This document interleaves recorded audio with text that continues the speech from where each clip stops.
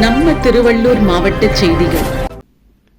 தமிழக வெற்றிக் கழகம் திருவள்ளூர் தெற்கு மாவட்ட செயலாளராக பதவியேற்ற குட்டி என்கிற பிரகாசம் அவர்களுக்கு பூந்தமல்லி தொகுதி, திருவள்ளூர் தொகுதி தமிழக வெற்றிக் கழக தொண்டர்கள், நிர்வாகிகள் சார்பில் பட்டாசுகள் வெடித்து பூமாலைகள் சூட்டியும் சிறப்பான வரவேற்பு அளிக்கப்பட்டது.